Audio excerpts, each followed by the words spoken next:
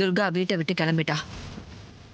இதை உடனே நம்ம வீட்டுக்காருக்கு ஃபோன் பண்ணி சொல்லி நம்ம பிளானை எக்ஸிக்யூட் பண்ண வேண்டியதான்.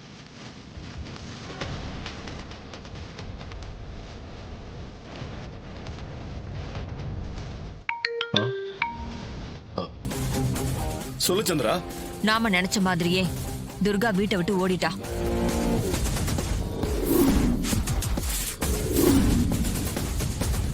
கண்டிப்பா அவ அந்த டிரைவர் நவீன பையல தான் பார்க்க போவா. நீங்க 2 பேரும் போய் அவளை மடக்கி ஒரு மரத்துல கட்டி போட்டு வைங்க. அப்புறம் பஞ்சாயத்தை கூட்டுங்க. அப்புறம் என் அக்காக்காரிய கூட்டிட்டு போய் நடந்த விஷயத்த சொல்லுங்க. அது அவளுக்கு பெருத்த அவமானமா இருக்கும்.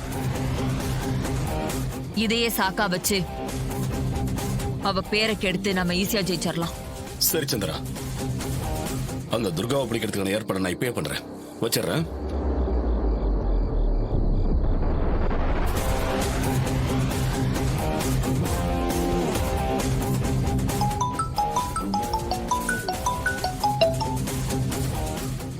டேய் வரதா, நீ எங்க இருக்க? இங்க ஊர்ல தானே இருக்கேன்.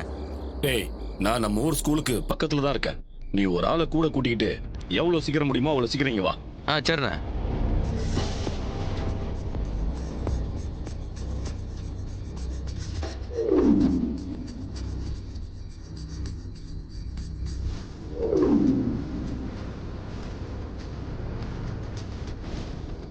அண்ணே சொல்லுங்க. வாடா,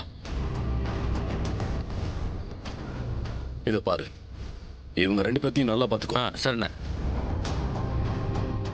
இவங்க 2 பேரும் ஊரை விட்டு ஓடுறதுக்கு பிளான் பண்ணிருக்கான். இன்னும் நம்ம ஊர் எல்லையை தாண்டி இருக்கவே மாட்டான். இவ எங்க இருந்தாலும் துடிச்சு இழுத்துக்கிட்டு வரணும். சரிங்கண்ணே, இப்பவே போய் முடிச்சுட்டு வந்துடுறேண்ணே. டேய், மிஸ் பண்ணிடவே கூடாது. சரிண்ணே, முடிச்சுட்டு வந்துடுறேன். டேய் வாடா.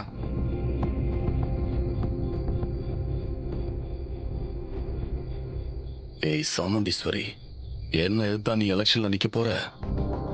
உன்னை மண்ணு கவ வைக்கிறேன்டி.